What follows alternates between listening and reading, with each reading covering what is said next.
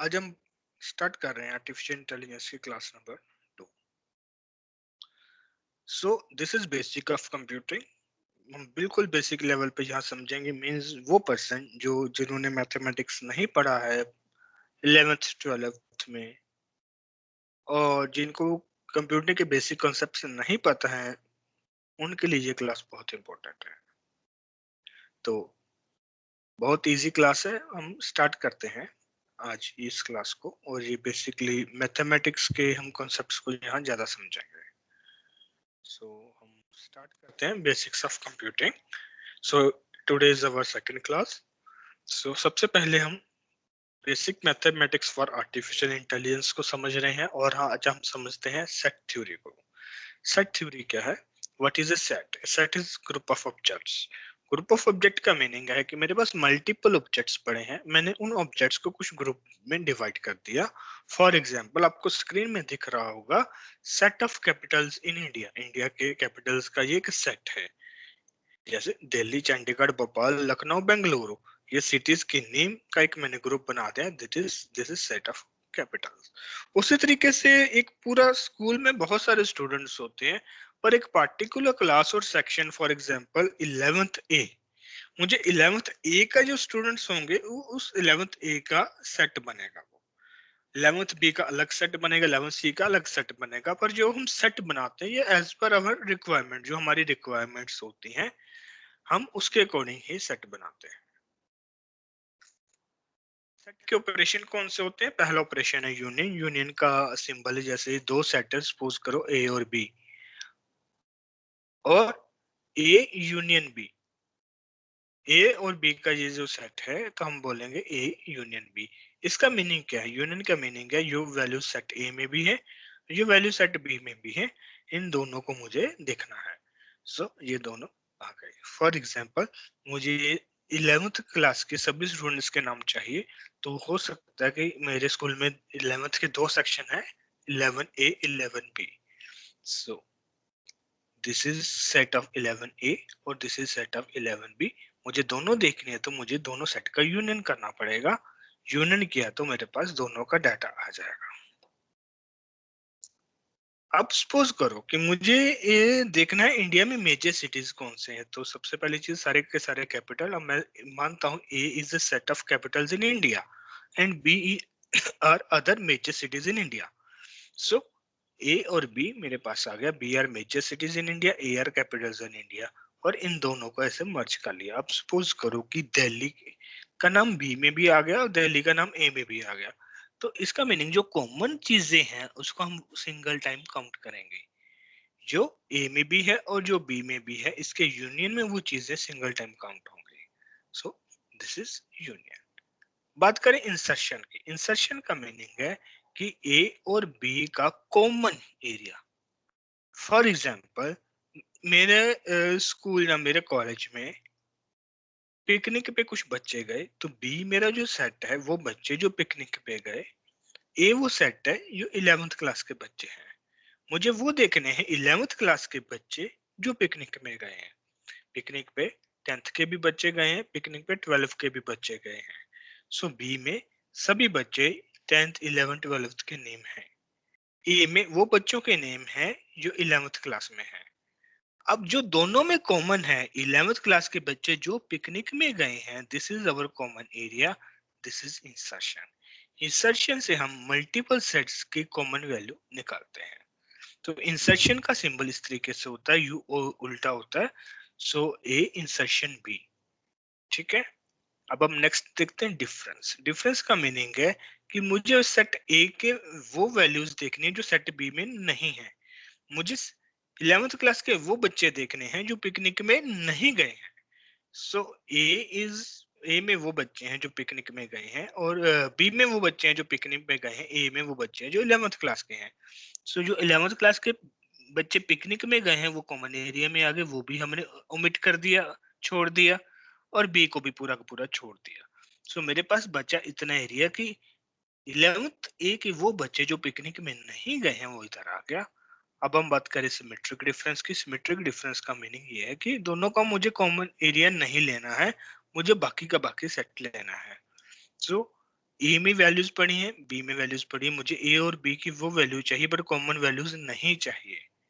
अगर मेरे पास कुछ ऐसी कंडीशन है कि मुझे दोनों सेट की वो वैल्यूज चाहिए जो कॉमन नहीं है, ठीक है, तो वो मैं इस तरीके से ले सकता हूँ। फॉर एग्जाम्पल मेरे पास हो सकता है कि ए में मेरे पास लिस्ट ऑफ ऑल स्टूडेंट्स हो, लिस्ट ऑफ ऑल स्टूडेंट्स, और बी में मेरे पास आ सकता है कि हम सपोज करें लिस्ट ऑफ स्टूडेंट, ए में स्कूल के स्टूडेंट है, अब एक ऐसा मेरा संस्था है जहाँ पे उस संस्था का, यहाँ उस ऑर्गेनाइजेशन का स्कूल भी है और कॉलेज भी है। मुझे स्कूल और कॉलेज के सारे बच्चे चाहिए, पर ऐसे बच्चे नहीं देखने हैं मुझे जो ऑलरेडी स्कूल के बच्चे कॉलेज में एडमिशन ले चुके हैं। समझ आया? मुझे अपने सारा डाटा वो देखना है कि जो मीन्स जो कॉमन नहीं है, तो वो मुझे इस तरीके से आएगा सिमेट्रिक डिफरेंस से कि यहाँ पे वो बच्चे आ गए जो स्कूल के बच्चे जो कॉलेज में एडमिशन नहीं लिया है, और बी में वो बच्चे आ गए कि जिन्होंने स्कूल से नहीं आए हैं या जिनका रजिस्ट्रेशन स्कूल में नहीं है। तो ये मेरे पास इंडिविजुअल इंडिविजुअल बच्चों का यहाँ पे सेट बन गया। सो इस तरीके से कई ऑपरेशंस में हमें जरूरत पड़ती है कि मुझे कॉमन वैल्यूज को छोड़ के बाकी सारी वैल्यूज देखनी है, तो वो मैं इस तरीके से देख सकता हूँ। सो this is symmetric difference. Function बहुत इंपॉर्टेंट कॉन्सेप्ट है सेट का अपने। अब हम जब मशीन लर्निंग करेंगे या डीप लर्निंग करेंगे, हमारे बहुत सारे एल्गोरिदम होंगे। यहाँ पे एफ ब्रैकेट में एक्स लिखा होता है, उसको हम बोलते हैं फंक्शन ऑफ एक्स। तो फंक्शन ऑफ एक्स का मीनिंग ये है कि एक कोई फार्मूला है। तो अगर मैं बाय डेफिनेशन जाऊं, फंक्शन फंक्शन को हम एफ से डिनोट करते हैं क्योंकि फंक्शन एफ से शुरू होता है। तो फंक्शन एफ से डिनोट करते हैं। और फंक्शन में दो चीजें हैं। पहली चीज क्या होती है फंक्शन में, फंक्शन एक फार्मूला है और उसको हम एफ और ब्रैकेट में एक्स लिखते हैं। इट मीन्स कि एक्स कुछ भी हो सकता है, पर अभी मेरे पास एक्स अननोन है। जब मैं एक फंक्शन बना रहा हूं, मेरे पास एक्स अननोन है, मैं अज्यूम करता हूँ एक्स कुछ भी हो सकता है, इसकी वैल्यू मैं बाद में दूंगा। तो एक फंक्शन एक्स है, तो अगर x है तो x की कोई ना कोई वैल्यू जरूर होगी। इसका पहली चीज कि मैं x का फंक्शन लिखने जा रहा हूं, पर अभी मुझे वैल्यू नहीं पता, बट जब मैं इस फंक्शन को यूज करूंगा तो इसकी कोई ना कोई वैल्यू जरूर होगी। और दूसरा पॉइंट ये कह रहा है कि फंक्शन की एक इनपुट होती है और एक आउटपुट होती है। इनपुट जीरो और मैनी हो सकती है, आउटपुट जीरो और वन होती है। इट मीन्स की जो इनपुट उसको डोमेन कह दिया गया, जो आउटपुट उसको रेंज कह दिया गया। अब ये फंक्शन एक्स के ऊपर लागू होगा और ये फंक्शन एक्स की वैल्यू बताएगा। हो सकता है कि एक्स की कोई वैल्यू नहीं, अगर एक्स है ही नहीं, एक्स की कोई वैल्यू नहीं है, तो ये एम्प्टी भी हो सकती है। पर अगर एक्स की वैल्यूज हैं तो मल्टीपल इनपुट्स हो सकते हैं और आउटपुट एक ही होगी फंक्शन की। सो इसको हम थोड़ा सा अगर डिटेल में देखें, मैंने जो पहली एग्जांपल दी, अब हमने यहाँ पे देखा था set of Capitals of in India. मैं इसको लिख सकता हूँ function of capitals in India. ये मेरा कैपिटल्स ऑफ इंडिया का सेट है, और इस सेट में जो वैल्यू होगी, अगर मैं इसको फंक्शन ऑफ एक्स लिखूं, तो x means Capitals in India. X की वैल्यू जहाँ तो दिल्ली हो सकती है, चंडीगढ़, भोपाल, लखनऊ, बेंगलुरु। सो जो सेट के अंदर की वैल्यू है वो एक डोमेन है। उसने बता दिया कि जो एक्स की वैल्यू है ये इनके बीच वेरी करेगी। So these are my inputs. और इस फंक्शन का फंक्शन जो होता है वो कुछ ना कुछ मुझे आउटपुट जरूर देता है। अब मुझे अगर सपोज करो कि मेरे पास दो सेट हैं, एक सेट है कैपिटल्स इन इंडिया का और दूसरा सेट है पॉपुलेशन का। ओके, तो मैं ऐसा देख सकता हूँ कि function of Delhi equal to उसकी पॉपुलेशन। तो इस तरीके से मेरा फंक्शन यहाँ पे वर्क करेगा। तो इसको मैं थोड़ा सा अगर डिटेल में समझाऊं, यहाँ पेंट ओपन कर देता हूँ ताकि हमें थोड़ा सा आइडिया हो जाए, क्योंकि ये बेस कंसेप्ट हमें समझना बहुत जरूरी है। ये मैंने ए ले लिया और ए ले लिया। मैं लिखता हूँ ये मेरा फंक्शन ऑफ एक्स है।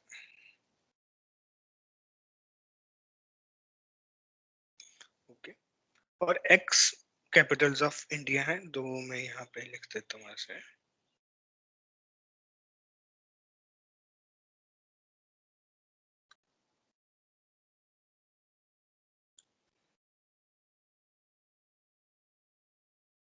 जैसे दिल्ली आ गया, चंडीगढ़ आ गया।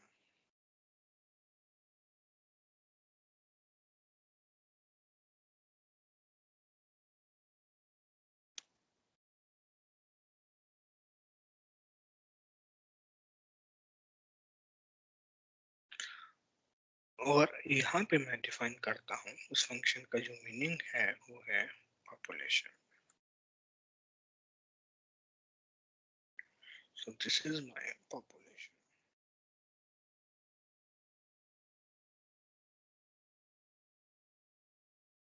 So I describe जो मेरा पॉपुलेशन का सेट है,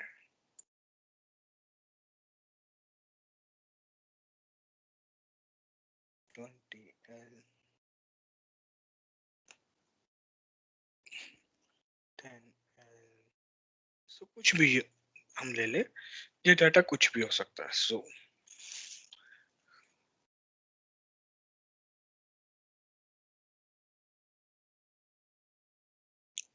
अब हम बात करें इन दोनों में रिलेशन क्या है।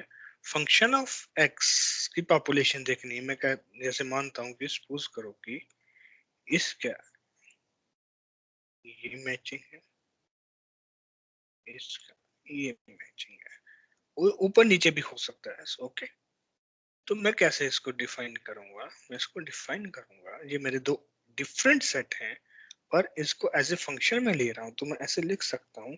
अगर x की वैल्यू दिल्ली है तो f of Delhi equal to, so this is a very simple thing कि मुझे x की वैल्यू या दिल्ली या चंडीगढ़ एक सेट की कोई वैल्यू होगी, ये x की एक डोमेन है, पर इसकी आउटपुट एक ही आएगी। सो आउटपुट या 20 आएगी या 10 आएगी, ये इसकी रेंज है। सो यहाँ पे इसका सिंपल से मीनिंग है कि x की वैल्यू अगर मैं दिल्ली पास करूंगा तो आउटपुट मेरी 20 आएगी। उसी तरह मैं अगर x की जगह मैं वैल्यू पास करता हूँ चंडीगढ़,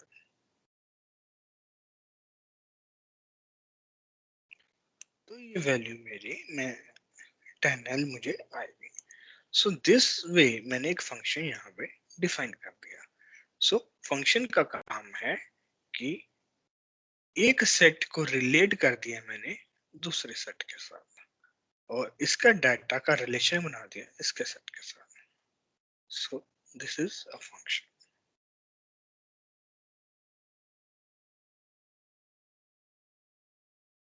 हम बात करें नेक्स्ट मैट्रिक्स मैनिपुलेशन की। अगर आपने 11th में मैथमेटिक्स में मैट्रिक्स नहीं पढ़े हैं तो मैं आपको यहाँ बेसिकली मैट्रिक्स समझा देता हूँ। मैट्रिक्स को हम ऐसे स्क्वायर ब्रैकेट में लिखते हैं। This is a square bracket. इसमें मल्टीपल वैल्यूज होती हैं, ये रो और कॉलम में वैल्यू होती हैं। रो होती है हॉरिजॉन्टल लाइन, हॉरिजॉन्टली जो वैल्यू लिखी जा रही है वो रो है, जो वर्टिकल वैल्यू आती है वो कॉलम्स है। सो पहली रो जो जो 1 1 का मीनिंग है कि ये वैल्यू है, ये रो नंबर 1 कॉलम नंबर 1 पे है। ये वैल्यू रो नंबर 1 क्योंकि ये फर्स्ट रो चल रही है, तो पर कॉलम दूसरा हो गया सेकंड। ये वैल्यू रो नंबर 1 पर कॉलम तीसरा हो गया। इस तरीके से पहली रो ए पहला 1 ही रहेगा क्योंकि रो 1 है, पर कॉलम चेंज हो गए और कहां तक जा रहे हैं, ये n कॉलम्स लिखा हुआ है, ये अप टू n जाएगा। तो जो लास्ट वैल्यू बनती होगी A1, n कुछ भी हो सकता है, n 10 भी हो सकता है, n 50 भी हो सकता है, n 100 भी हो सकता है, n 1000 भी हो सकता है। उसी तरीके से जब कॉलम बढ़ेंगे, so this is second row, first column, second row, second column, second row, third column. So columns मेरे किस तरफ बढ़ रहे हैं, राइट साइड। और रोज मेरी बढ़ रही है नीचे की तरफ, फर्स्ट रो सेकंड रो, जैसे कुछ फर्स्ट सारे सेकंड ही है उसी तरह ये थर्ड रो। तो इस तरीके से ये मेरा मैट्रिक्स डिफाइन होता है। तो हम इसको ओरिजिनल डाटा से समझते हैं। यहाँ पे आता हूँ मैट्रिक्स के ऑपरेशन एडिशन। पहले हम मैट्रिक्स देखते हैं। ये यहाँ मेरे पास दो मैट्रिक्स है। पहला मैट्रिक्स ये देखो, दो रो और दो ही कॉलम है। दिस इज फर्स्ट रो, पहली रो में 4 और 8 है, सेकंड रो में 3 और 7 है। फर्स्ट कॉलम में 4 और 3 है क्योंकि कॉलम नीचे की तरफ होते हैं। सेकंड कॉलम में 8 और 7 है। So these are two rows, these are two columns. जब मैट्रिक्स प्लस होता है तो मैट्रिक्स प्लस का मीनिंग है कि जो आई जे होता है वो आई जे के साथ प्लस होता है। सपोज करो मेरे पास दो मैट्रिक्स है, ये दो, तो ये पहला पहले के साथ 4 4 प्लस 1 हो गया। सेकंड इज 8 और इसका भी जो फर्स्ट रो का सेकंड कॉलम है वो 0 है, तो वो सीधा का सीधा प्लस हो गया। सेकंड रो फर्स्ट कॉलम 3 है और इस मैट्रिक्स का भी सेकंड रो फर्स्ट कॉलम 5 है, 3 प्लस 5, और उस तरीके से 7 प्लस 2। ये इनका सम आएगा जो, वो मेरी एडिशन है। तो ये बन जाएगा 5 8 8 9। सब्ट्रैक्शन भी सिमिलर उसी वे से है। मेरे पास दो मैट्रिक्स हैं, इसमें दो रो हैं और 3 कॉलम है। अब पहली वैल्यू -1 है, सब्ट्रैक्शन का मीनिंग माइनस होगा। तो -1 में -3, 2 में -2, 0 में -4, 4 में -0, 1 में -8 और 10 में -16। सो इस तरीके से आया। सो लास्ट आंसर क्या बना, फाइनल आंसर हम ऐसे दिखते हैं, -4 0 -4 4 -7 -6। तो ये दो सेट का माइनस हुआ, ये मैथमेटिकल माइनस है। प्रोडक्ट, प्रोडक्ट में हम डॉट प्रोडक्ट ही अभी मेजर समझेंगे। सो डॉट प्रोडक्ट का मीनिंग है कि सबसे पहले चीज, जब मैंने सम या माइनस किया, मुझे दोनों जो मैट्रिक्स सम हो रहे हैं इसके रो और कॉलम बराबर होने चाहिए। हम इसको बोलते हैं रैंक।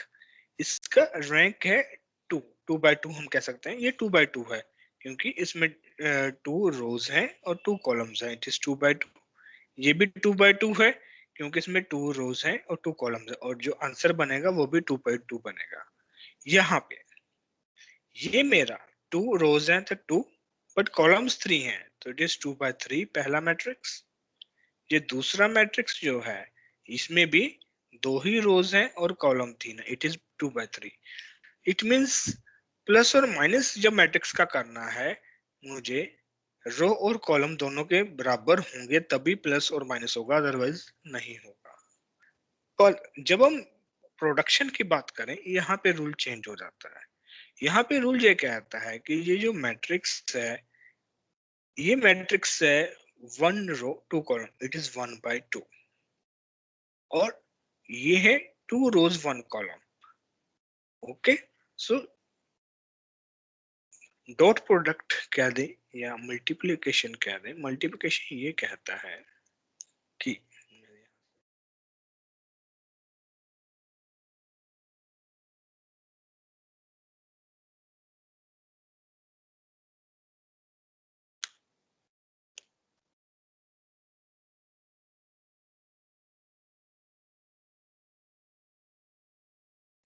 सेव नहीं करता है। चलो यहाँ पे मैं ये समझाता हूँ कि मैट्रिक्स का एक रैंक कह देंगे, मींस ऑर्डर होता है। सो ऑर्डर का मीनिंग है रो बाय,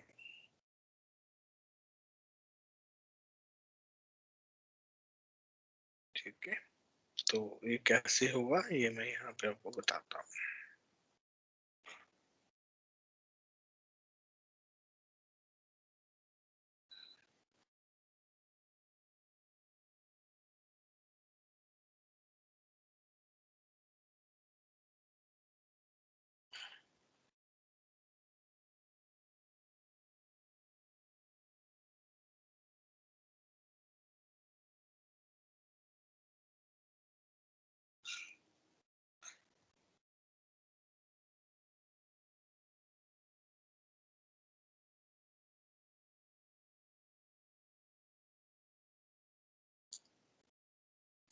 यहाँ पे मैंने लिखा 1 4 3 2 3 3 कर दिया 1 6 8 5। अब हम यहाँ पे देखें तो मेरे पास यहाँ पे 2 कॉलम है, पर रोज कितनी है? 1 2 3 4 4 रोज है। तो इसका ऑर्डर मैं लिख सकता हूँ। हम ऑर्डर यहाँ पे डिफाइन करते हैं कि रोज कितनी है, सबसे पहले रोज लिखना है 4, और कॉलम्स कितने हैं? कॉलम्स हैं 2। सो दिस इज 4/2। जब एडिशन करनी है, दोनों मैट्रिक्स 4/2 रेंज के होंगे, तभी उनको हम सम कर पाएंगे। अगर दोनों सेम रेंज के नहीं है, हम सम माइनस नहीं कर सकते, सम और सब्ट्रैक्शन नहीं कर सकते। पर हम बात करें प्रोडक्ट की। प्रोडक्ट ये कहती है कि जब हमें डॉट प्रोडक्ट निकालना है तो कॉलम्स ऑफ फर्स्ट मैट्रिक्स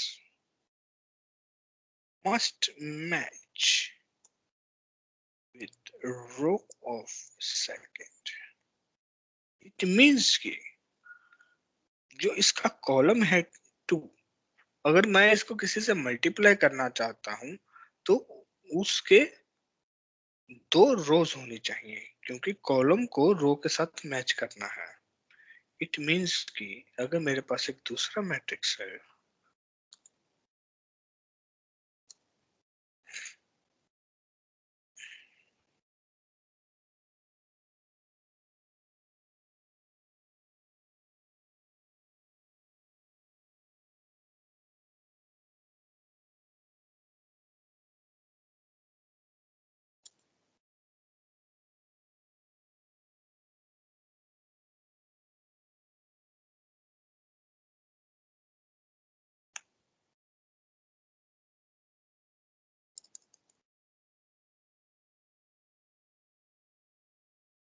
मैं इसकी बात लेता हूं।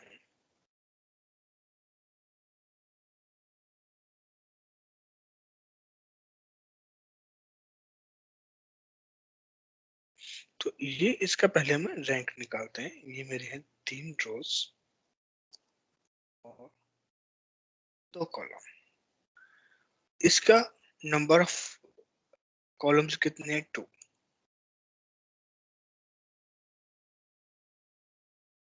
और मुझे मैच कितना करना है? इसकी नंबर ऑफ रोज से। इसकी नंबर ऑफ रोज है 3। इट मीन्स कि इन दोनों का प्रोडक्ट नॉट पॉसिबल।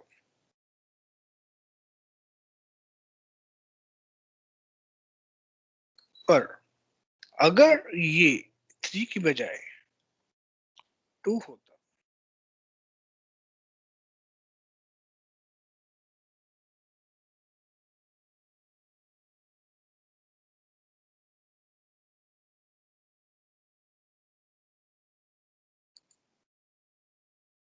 और कॉलम जितने मर्जी होते हैं, कॉलम 1 2 3 4 5 जितने भी होते हैं, तो उसका कुछ नहीं है। तो ये यहाँ पे मेरी कंडीशन मैच हो जाती है, क्योंकि पहले वाले की कॉलम्स है 2, इसके रोज हैं 2, तो ये मैच हो जाता। इसका हम प्रोडक्ट कर सकते थे।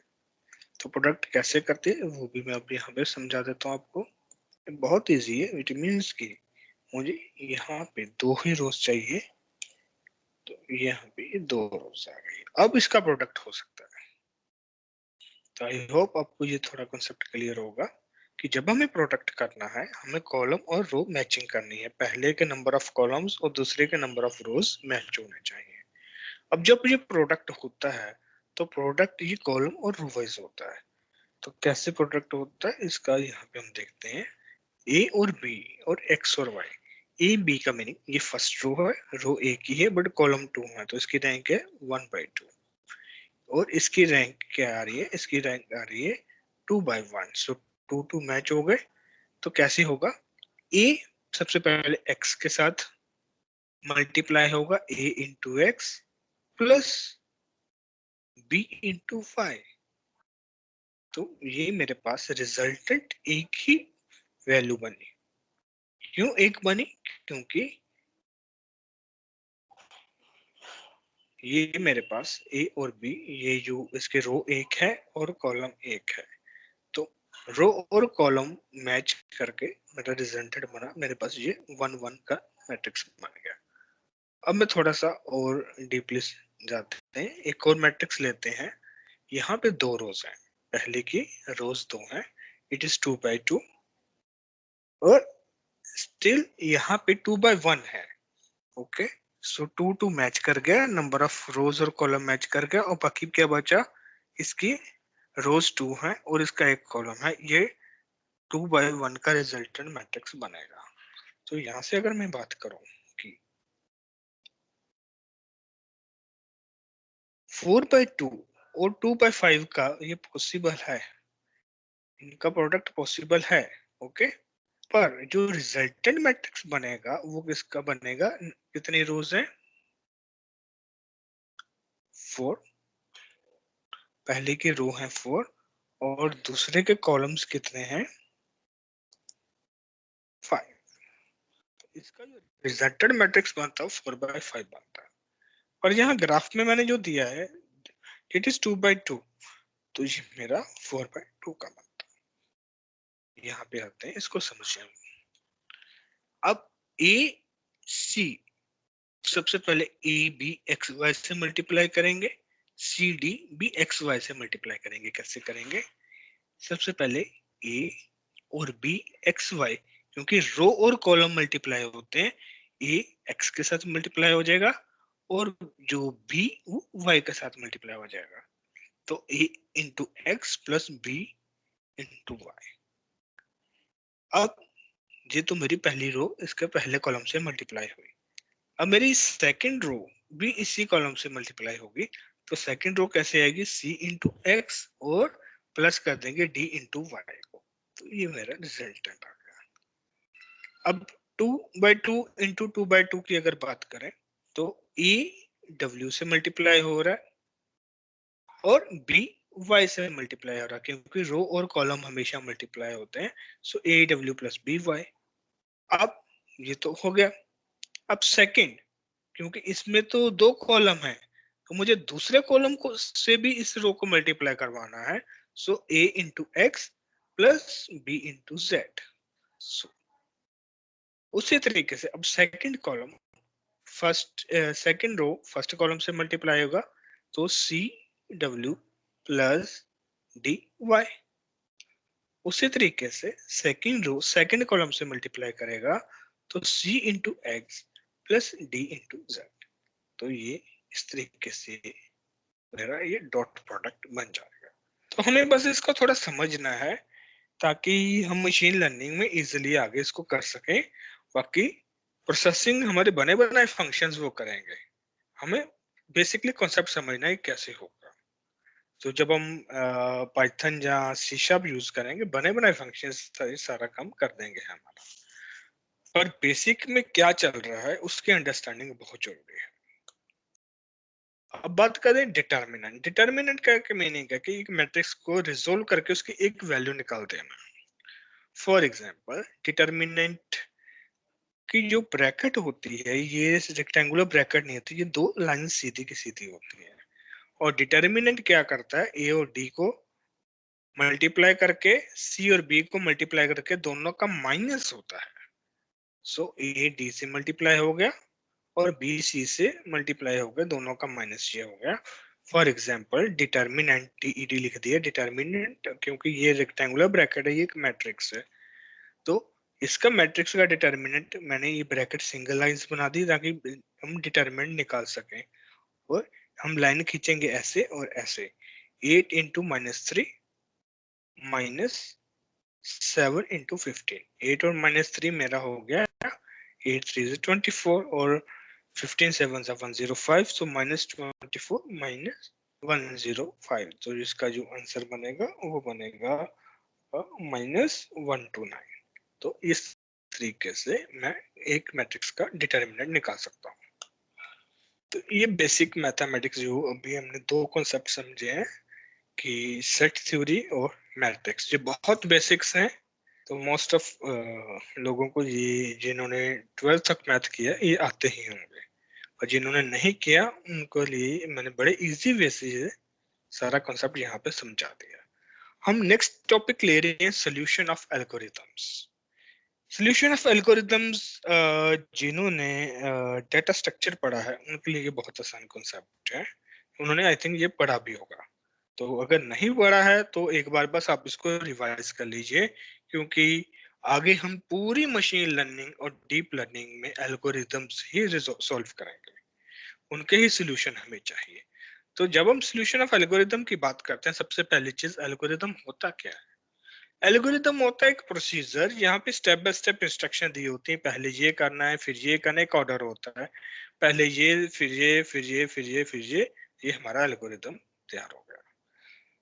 एल्गोरिथम के कुछ कैरेक्टरिस्टिक्स होती हैं। पहली चीज, वेल डिफाइंड इनपुट्स, मुझे पहले से पता है कि इस एल्गोरिथम की इनपुट्स क्या हैं। जैसे कि मुझे दो नंबर्स का सम निकालना है, प्लस निकालना है, तो मुझे पता है दो ही नंबर आएंगे, और दो नंबर मैं मान लेता हूँ एक्स या वाई आएंगे, और जो रिजल्टेंट होगा X plus Y. It means कि मेरे पास इनपुट्स वेल डिफाइंड है, उनकी डाटा टाइप्स मुझे ऑलरेडी पता है कि दोनों का दोनों न्यूमेरिक टाइप्स होंगी, नंबर होंगे दोनों के दोनों, टेक्सचुअल डाटा हो नहीं सकता है। तो मेरे पास इनपुट्स वेल डिफाइंड होती हैं, और आउटपुट्स भी वेल डिफाइंड होती हैं। दो नंबर को सम करेंगे, आउटपुट भी एक नंबर ही आएगा। उसके बाद फाइनाइटनेस, मुझे पता है कि डेफिनेटली इतने ही स्टेप्स लगेंगे और मेरा सोल्यूशन आ जाएगा। This is finiteness. Feasible, feasible का मीनिंग है कि जो मैं लिखने जा रहा हूँ ये इंप्लीमेंट कर सकते हैं, इसको किसी भी प्रोग्रामिंग लैंग्वेज में आप इंप्लीमेंट कर सकते हो। It is feasible in programming. उसके बाद लैंग्वेज इंडिपेंडेंट, जब मैं एक एल्गोरिथम लिखूंगा मुझे कोई लेना देना नहीं, चाहे मैं सी शार्प में बनाऊं, चाहे मैं पाइथन में बनाऊं, मैं किसी में भी बना सकता हूं। अगर मेरा एल्गोरिथम बन गया, मैं इंप्लीमेंट किसी भी लैंग्वेज में कर सकता हूं, पर जो मैं एल्गोरिथम लिखूंगा वो लैंग्वेज इंडिपेंडेंट होगा। उसके बाद क्लियर एंड अम्बिगियस, इसके सारे स्टेप्स क्लियर होंगे, कोई भी स्टेप्स अनएम्बिगियस नहीं होगा। तो ये सारे के सारे इसके कैरेक्टरिस्टिक्स हैं एल्गोरिथम के। अब हम बात करें कि टाइप्स ऑफ प्रॉब्लम्स की। हमारे पास दो तरह की बेसिकली प्रॉब्लम्स हैं। पहला एक अनसॉल्वेबल, कि वो प्रॉब्लम जिनको हम सॉल्व नहीं कर सकते हैं अभी, और दूसरी है सॉल्वेबल, हमें पता है कि ये प्रॉब्लम सॉल्व हो सकती है। अनसॉल्वेबल प्रॉब्लम्स बहुत सारी हैं, अभी अभी उनके हमें सोल्यूशन ढूंढने हैं, और अभी तक हमने उनके सोल्यूशन ढूंढे नहीं है। दैट आर अनसॉल्वेबल, हमें पता ही नहीं है कि उनके सोल्यूशन क्या हो सकते हैं। जैसे कि एक प्रॉब्लम है कि इंसान की एज कैसे रुक जाए, एज बढ़ना कैसे रुक जाए। It is one of the unsolvable problem, ये अभी सॉल्व नहीं हुई है, so this is under the unsolvable problem. Solvable का मीनिंग है कि वो प्रॉब्लम हमें पता है कि ये सॉल्व हो सकती है, और सॉल्वेबल प्रॉब्लम के जो सॉल्यूशंस होते हैं, यहाँ पे हमें ये थोड़ा डीपली समझना है। सॉल्यूशंस पॉलिनोमियल टाइम में हो सकते हैं। तो पॉलिनोमियल टाइम का मीनिंग है कि इसका मैंने नीचे लिख दिया है, सो O of n, O of log n, so n mean number of elements, कि मेरी उस प्रॉब्लम में इतने इनपुट्स हैं या इतने एलिमेंट्स हैं, उन एलिमेंट्स के ऊपर ये कितना टाइम लगेगा। अगर 10 एलिमेंट है तो 10 यूनिट ही टाइम लगेगा। यूनिट सेकंड भी हो सकता है, मिली सेकंड भी हो सकता है, सो एनी यूनिट। अगर मेरे पास 10 एलिमेंट है तो log ऑफ n, ये log n बहुत छोटा हो जाता है, तो ये भी हो सकता है n इंटू log n हो सकता है। वन वन का मीनिंग कांस्टेंट टाइम लगेगा, n/2 n/3, सो n रिलेटेड जितनी चीजें, छोटा मींस कि जितने एलिमेंट्स है लगभग लगभग उतना ही टाइम लगेगा, या उससे कम लगेगा, या थोड़ा सा ज्यादा n स्क्वायर n क्यूब भी हो सकता है इसमें, कि इस तरीके का टाइम लगेगा। So this are polynomial time. Polynomial time एक एग्रीबल टाइम होता है कि हाँ ये ठीक है, इतना टाइम लगना ठीक है। पर हम बात करें कि non deterministic polynomial time, so this is NP। Okay, NP non deterministic. Deterministic हमें पता ही नहीं है कि इसका टाइम कितना लगेगा। सो मोस्टली इसमें टाइम एक्सपोनेंशियल लगता है, it is exponential time. Exponential का मीनिंग पावर, जो नंबर ऑफ एलिमेंट्स होते हैं वो पावर में होते हैं। 2 की पावर n, अगर 10 एलिमेंट है 2 की पावर 10, इतना टाइम लगेगा, ओ माय गॉड बहुत ज्यादा। बट ये 10 की जगह 100 एलिमेंट हो गए तो 2 की पावर 100, ओ माय गॉड, जो बहुत बड़ी वैल्यू आ जाएगी। 3 की पावर n, के कुछ भी नंबर हो सकता है, उसकी पावर n। सो एक्सपोनेंशियल वाले जो है that is np, non deterministic, इसलिए हम इसको बोल देते हैं क्योंकि इसका कितना टाइम लगेगा अभी हमें पता नहीं है। और इसके कुछ एग्जांपल्स हैं, ट्रेवल सेल्समैन और 01 एक्सेप्ट प्रॉब्लम, और बहुत सारी ऐसी प्रॉब्लम है जो भी एनपी के अंदर आती है। और एनपी की कुछ प्रॉब्लम्स एनपी कंप्लीट और एनपी हार्ड गिनी जाती हैं, तो हम इसको थोड़ा सा डिटेल में समझते हैं। सबसे पहले नॉन डिटर्मिनिस्टिक प्रॉब्लम होती क्या है, ये प्रॉब्लम इन एनपी, जो एनपी के अंदर प्रॉब्लम आती है जिसका हम सॉल्यूशन गेस कर सकते हैं और इसको वेरीफाई कर सकते हैं पॉलिनोमियल टाइम में, एक एग्रीबल टाइम में हम उसको वेरीफाई कर सकते हैं कि सॉल्यूशन हो सकता है और ये ठीक है। पर नॉन डिटर्मिनिस्टिक है, means no particular rule is followed to make a guess. पर गेस करने के लिए अभी कोई रूल नहीं है, ऐसा भी हो सकता है, हिट एंड ट्राई है, ऐसा भी हो सकता है, ऐसा भी हो सकता है, ऐसा भी हो सकता है। So it is non deterministic, अभी इसका प्रॉपर रूल नहीं बना है। अब बताएं, if we found exact solution, अगर हमें एग्जैक्ट सॉल्यूशन पता चल जाए इन फ्यूचर, पर आज के डेट में नहीं पता, अगर हमें एनपी प्रॉब्लम का एग्जैक्ट सॉल्यूशन पता चल जाए और वो इसको एक्सपोनेंशियल टाइम में सोल्व करता हो, मींस कि यहाँ पे चीज समझे कि एनपी प्रॉब्लम मुझे पता ही नहीं कि इसको कितना टाइम लगेगा क्योंकि इसका फिक्स स्टेप ही नहीं है, पर इन फ्यूचर मेरे पास फिक्स स्टेप आ गए कि ये प्रॉब्लम ऐसे ऐसे ऐसे स्टॉप हो सॉल्व हो सकती है, ये एल्गोरिदम हम लिख सकते हैं इसका। पर वो एल्गोरिदम एक्सपोनेंशियल टाइम ले रहा है, बहुत ज्यादा टाइम ले रहा है, ठीक है, एट प्रेजेंट। और उसका कोई अल्टरनेटिव नहीं है कि इसको हम इसको आसान कर सकें, तो उसको हम बोलते हैं एनपी हार्ड प्रॉब्लम। वो एनपी प्रॉब्लम, एनपी का मीनिंग है कि अभी तो मेरे पास कोई तरीका ही नहीं है इसको सोल्व करने का, पर मुझे पता है कि ये सोल्व हो सकती है, अगर सोल्व नहीं हो सकती वो अनसॉल्वेबल में चली जाती है। मुझे पता है कि ये प्रॉब्लम सोल्व हो सकती है, पर कैसे सोल्व होगी अभी कोई पार्टिकुलर तरीका नहीं है, हिट एंड ट्रायल मेथड चल रहा है। इन फ्यूचर अगर उसका मुझे तरीका मिल गया और वो तरीका जो मिला मुझे, वो तरीका एक्सपोनेंशियल टाइम बहुत ज्यादा टाइम ले रहा है, तो उस टाइम उसको बोलेंगे एनपी हार्ड प्रॉब्लम। ये प्रॉब्लम हार्ड है पर सॉल्व हो सकती है।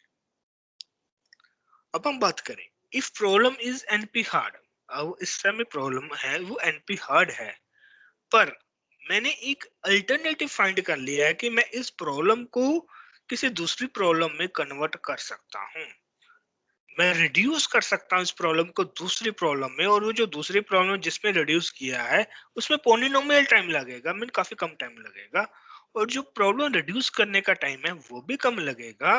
तो ये मेरी, इसको हम बोलते हैं एनपी कंप्लीट, ये मेरा कंप्लीट हो गया, एनपी हार्ड वाला जो तरीका था जो वर्क था वो कंप्लीट हो गया मेरा। सो this is my NP complete. तो अगर सपोज करो मैंने फाइंड कर लिया कि अगर मैं इस प्रॉब्लम को दूसरी प्रॉब्लम में कन्वर्ट कर दूं, पर जो कन्वर्जन का टाइम ही मेरा एक्सपोनेंशियल हो गया, तो भी that is not agreeable. Conversion का टाइम भी कम होना चाहिए और कन्वर्जन के बाद जिसमें वो बन गई है उसका टाइम भी कम होना चाहिए। तब हम बोलेंगे ये हमारी एनपी हार्ड प्रॉब्लम, ये अब हार्ड नहीं रही, ये इसका सोल्यूशन मिल गया है, दिस इज एनपी कंप्लीट। पर ये पॉलिनोमियल टाइम में हो रही है, पर इसको मुझे कन्वर्ट करना पड़ रहा है, डायरेक्ट नहीं है। अगर डायरेक्ट होती वो पॉलिनोमियल होती, पर अभी डायरेक्ट नहीं है। मुझे एक मेथड चाहिए इसको, एक प्रॉब्लम को दूसरी प्रॉब्लम में बनाने का, और वो मेथड रिडक्शन मेथड होता है, और रिडक्शन मेथड बीच में चाहिए। तो this is NP complete. Role of machine learning, अब मशीन लर्निंग का रोल यहाँ पे क्या है कि मुझे ज्यादातर एनपी प्रॉब्लम्स का मैं सॉल्यूशन चाहता हूँ। अगर इन फ्यूचर मशीन लर्निंग के थ्रू मशीन के कुछ हम ऐसे एल्गोरिदम बना दें कि जो हमारा एक्सपोनेंशियल टाइम को हम सॉल्व कर सके, इजीली कन्वर्ट कर सके पॉलिनोमियल टाइम में, और काफी सारी प्रॉब्लम्स को हम एनपी हार्ड प्रॉब्लम्स को हम एनपी कंप्लीट में कन्वर्ट कर सके। तो यहाँ मशीन लर्निंग का बहुत बड़ा यहाँ पे रोल आ जाता है कि मशीन लर्निंग के थ्रू हम आर्टिफिशियल इंटेलिजेंस के थ्रू अब जो प्रॉब्लम्स बहुत हार्ड थी उन प्रॉब्लम्स को हम सॉल्व करने की यहाँ पे कोशिश करें और वो हार्ड प्रॉब्लम जल्दी से जल्दी सॉल्व हो जाए। सो एनपी हार्ड और एनपी कंप्लीट का यहाँ पे मैंने थोड़ा सा डिफरेंस बताया है। एनपी हार्ड का मीनिंग है कि it is set of problem whose solution is in polynomial time, so it is should be in exponential time, so it is not polynomial time। ये थोड़ा सा टाइपिंग मिस्टेक है, मैं इसको अभी ही ठीक कर देता हूँ। so whose solution हार्ड वो है जिसका सॉल्यूशन है एक्सपोनेंशियल टाइम।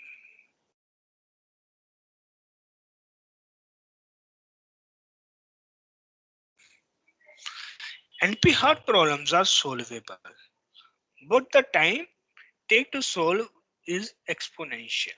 पहली चीज सोल्वेबल तो है पर एक्सपोनेंशियल टाइम लग रहा है। It means if size of problem grows gradually, जैसे मैंने आपको बताया कि अगर 5 से 10 एलिमेंट हुए तो 2 पावर 10, और 10 की जगह 100 एलिमेंट हो गए तो 2 पावर 100 बहुत बड़ा नंबर हो जाएगा जी, बहुत बड़ा टाइम इंक्रीज हो जाएगा। So time taken to solve the problem increases very much and sometimes not acceptable in range of computing के रेंज से बाहर चला जाता है कई बार। So sometimes we ourselves provide solution in category of NPR to increase the time to solve the problem। so कई बार हमें क्या होता है, हम खुद ही प्रॉब्लम को एनपी हार्ड बना देते हैं। जरूरी नहीं है कि एनपी हार्ड प्रॉब्लम होती है, हम कुछ प्रॉब्लम को एनपी हार्ड बना देते हैं। फॉर एग्जांपल सारे के सारे एनक्रिप्शन एल्गोरिथम्स हमारे एनपी हार्ड में आ जाते हैं। सो जो जैसे जैसे साइज इंक्रीज हो जाएगा, आपने सुनोगा इंक्रिप्शन 128 बिट की या 256 बिट की, जैसे साइज इंक्रीज होगा उसको उसको ब्रेक करने में, इंक्रिप्शन को ब्रेक करने में उतना ही ज्यादा टाइम लगेगा। सो एनपी हार्ड सिक्योरिटी में हम खुद लगाते हैं, खुद बनाते हैं। एनपी कंप्लीट का मीनिंग है कि NP problem with alternative solution. यहाँ अल्टरनेटिव वर्ड बहुत इंपॉर्टेंट है कि वो प्रॉब्लम जिसका अल्टरनेटिव सॉल्यूशन है, मुझे अल्टरनेटिव मिल गया है, इसके थ्रू ये प्रॉब्लम सॉल्व हो सकती है।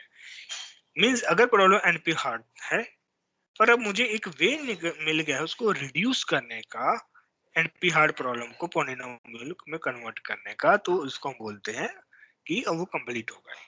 अब ये पॉलिनोमियल में ये पॉलिनोमियल टाइम में रिजॉल्व हो सकती है। So this is NP complete, और ये बहुत इंपॉर्टेंट कंसेप्ट है। तो आज हम इतना ही रखते हैं। तो होपफुल आपको ये सेशन अच्छा लगा होगा। तो आप इसको बार बार देखिए, अगर आप में नए हैं इस कॉन्सेप्ट के लिए तो मैं यही कहूंगा आप इसको बार बार देखिए ताकि आप इन कॉन्सेप्ट्स को अच्छे से अंडरस्टैंड कर सकें। So thank you.